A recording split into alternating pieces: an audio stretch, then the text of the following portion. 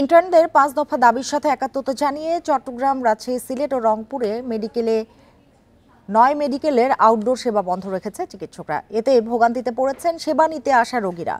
৫ দফা দাবিতে মঙ্গলবার সকাল থেকে কমপ্লিট শাটডাউন কর্মসূচি শুরু করেন ইন্টার্ন চিকিৎসকরা। দ্বিতীয় দিনের মতো চট্টগ্রাম, রাজশাহী ও খুলনা মেডিকেলে বহির্বিভাগের চিকিৎসা সেবা বন্ধ রয়েছে। একই অবস্থা সিলেটেও। এদিকে সকাল ৯টার পর থেকে রংপুর মেডিকেলের বহির্বিভাগের সেবাও বন্ধ রয়েছে। এদিকে হঠাৎ এমন কর্মসূচিতে ভোগান্তিতে পড়েছেন হাসপাতালে সেবা নিতে আসা রোগী ও স্বজনরা। এমবিবিএস ডিগ্রি ছাড়া পদবি ব্যবহার, ম্যাটসের কার্যক্রম বন্ধ সহ ৫ দফা দাবিতে আন্দোলন করছেন ইন্টার্ন চিকিৎসকরা।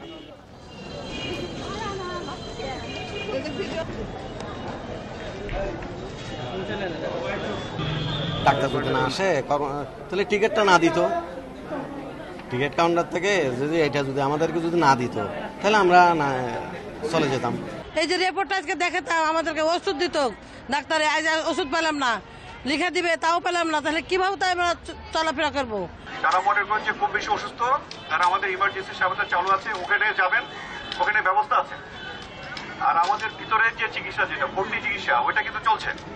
ওইটার আমার ওয়ার্ড চালু আছে, ওয়ার্ডে ডক্টররা আছে, ইমার্জেন্সি সেবা সম্পূর্ণভাবে চালু আছে। কালকে রাত এই ঈদে জামা জুতো অ্যাক্সেসরিজের ডিসকাউন্ট। এ বিষয়ে আরো জানাতে চট্টগ্রাম ও টাঙ্গাইল থেকে যোগ দিয়েছেন সহকর্মীরা। শুরুতেই চলে আছে চট্টগ্রামে, সেখান থেকে যোগ দিয়েছেন সহকর্মী আব্দুল্লাহ রাকিব। শুরুতেই জানতে চাই, আউটডোর বন্ধে ভোগান্তির চিত্রটি ঠিক কি, আর প্রধান দাবি তাদের যেটি ছিল যে এমবিবিএস বিডিএস ছাড়া ডাক্তার লেখা যাবে না, সেটি তো আদালতের রায়ে পূরণ হয়ে গেল। এরপর কি বলছেন আন্দোলনরত চিকিৎসকেরা?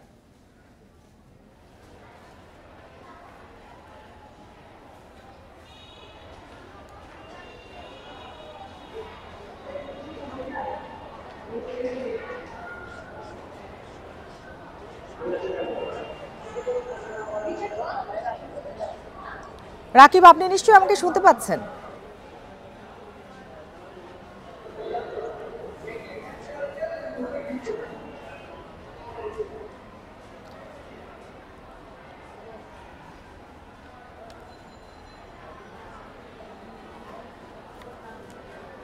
আমরা বরং চলে আছি টাঙ্গাইলে, সেখান থেকে যোগ দিয়েছেন আমাদের আরেক সহকর্মী মামুনুর রহমান।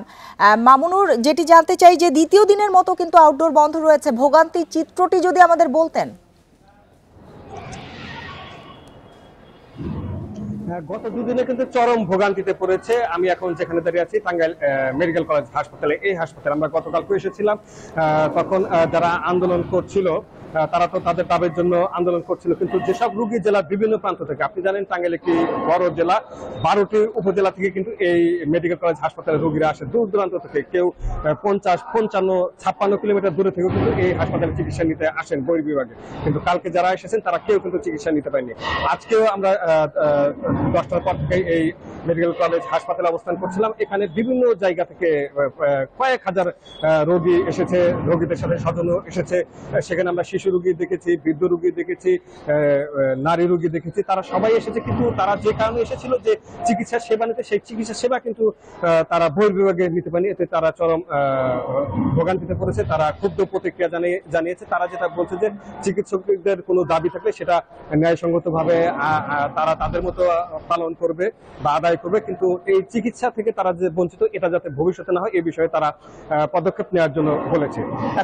এখন কি অবস্থা? গতকালকে থেকে যখন এই আন্দোলন চলছিল, অর্থাৎ কর্মবিরতি চলছিল, তখন থেকে যেমন সেবা বঞ্চিত ছিল, এখনো কিন্তু সেবা বঞ্চিতই রয়েছে। কর্মবিরতিটা এখন পর্যন্ত তারা তুলেছে কিনা এই বিষয়ে আমি কিছুক্ষণ আগে কথা বলেছি। টাঙ্গাইল এই যে মেডিকেল কলেজ রয়েছে, সেই কলেজের যিনি ছাত্র প্রতিনিধি মোহাম্মদ সাজিদুর রহমান, তার সাথে কথা বলেছি। তার কাছে জানতে চেয়েছিলাম যে হাইকোর্টের একটি রায় হয়েছে এবং সেই রায়ে এমবিবিএস ডাক্তার এবং বিডিএস ছাড়া অন্য কেউ চিকিৎসক বা ডাক্তার লিখতে পারবেন, এরকম একটি রায় হয়েছে। তারা যেটা বলছে যে তারা এই খবরটি পেয়েছে এবং খবরটি পাওয়ার পরে কিন্তু তারা আনন্দ উৎসব করছে। মেডিকেল কলেজ যে কলেজ রয়েছে সেখানে তারা আনন্দ উৎসব করছে, বিজয় উৎসব করছে, অনেকটা এমনটি জানিয়েছেন। তবে আন্দোলনটা তারা যেটা বলছে আনুষ্ঠানিকভাবে 1টা বা তার পর নাগাদ তুলবে, অর্থাৎ 1টার পর থেকে তারা তুলবে, এমন তথ্যই আমরা জানতে পেরেছি। যদিও 1টা 5-7 বেজে গেছে, এখন পর্যন্ত তাদেরকে আমরা এই মেডিকেল কলেজ হাসপাতালে দেখছি না। তারা এখানে তাদের কোনো প্রতিনিধির সাথে আমরা এখন কথা বলতে পারছি না।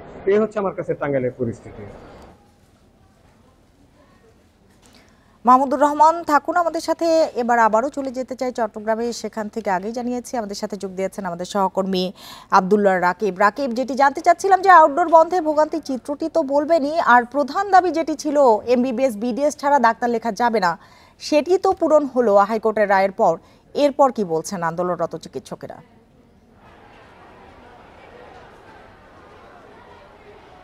জি, রোগীদের যে ভোগান্তি আসলে সেটি সকাল থেকে আমরা দেখছিলাম, সেটি এখনও চলমান আছে। বিভিন্ন আউটডোরের সেবা যদিও 10:30টার পর থেকে বন্ধ রয়েছে, টিকিট কাউন্টারে কোনো টিকিট দেওয়া হয়নি, ফলে রোগীদের যে ভোগান্তির চিত্র সেটি আসলে দিনের বাড়ার সাথে সাথে বেড়েছে। এবং ভর্তি রোগী যারা ছিল বিভিন্ন ওয়ার্ডে, সেখানেও আসলে যে চিকিৎসকদের স্বাভাবিক যে কর্মঘণ্টা ছিল এবং চিকিৎসকদের যে সংখ্যা সেটি একেবারেই কম ছিল, ফলে পোস্ট গ্রাজুয়েশন এবং ইন্টার্ন ডক্টররা যারা ছিলেন, মেডিকেল অফিসাররা ছিলেন, তাদের সেবা না থাকায় সেটিও কিছুটা বিঘ্নিত হচ্ছে বলে আমাদেরকে জানিয়েছেন হাসপাতাল কর্তৃপক্ষ। তবে তারা পরিস্থিতি সামাল দেওয়ার চেষ্টা করছে। জরুরি বিভাগ সহ যে অন্যান্য সেবাগুলো রয়েছে, কিডনি ডায়ালাইসিস সেন্টার এবং ক্রিটিক্যাল ইউনিট, সেই আইসিইউ, সেই সেবাগুলো তারা চালু রেখেছেন। তবে বহির্বিভাগের সেবা এখন পর্যন্ত বন্ধ, কোনো ধরনের সেবা সেখানে মিলছে না। যারা দীর্ঘ সময় অপেক্ষা করছেন তারাও আসলে বাড়ি ফিরে গিয়েছেন। তবে সবচেয়ে দুর্ভোগে পড়েছিলেন চট্টগ্রামের আশেপাশের উপজেলাগুলো থেকে যারা এসেছেন সেসব রোগীরা। এবং তারা হাসপাতাল কর্তৃপক্ষ বলছেন যে যাদেরকে আসলে জরুরিভাবে যাদের চিকিৎসা দরকার তাদেরকে জরুরি বিভাগে তারা চিকিৎসার ব্যবস্থা করছেন। এবং যে আন্দোলনের যে বিষয়টি, সেটি যে রায় ঘোষণা হয়েছে, তারা বলছেন যে তাদের এক দফা মেনে নেওয়া হয়েছে, কিন্তু বাকি যে 4টি দফা রয়েছে সেটির ব্যাপারে সরকার থেকে সুস্পষ্ট নির্দেশনা পাওয়ার আগ পর্যন্ত তারা আন্দোলন থেকে সরছেন না। এবং তাদের যে কেন্দ্রীয় কমিটির সিদ্ধান্ত, সেটি রাতে একটি সভা রয়েছে এবং সেই সভা শেষে তারা আসলে পরবর্তী কর্মসূচি জানাবেন। তবে এখন পর্যন্ত চট্টগ্রাম মেডিকেল কলেজ হাসপাতালে তাদের যে কর্মসূচি, যে ইনডোর এবং আউটডোর সেবা, সেটি বন্ধ রয়েছে। ইন্টার্ন চিকিৎসকদের কর্মবিরতি নিয়ে জানাচ্ছিলেন সহকর্মীরা।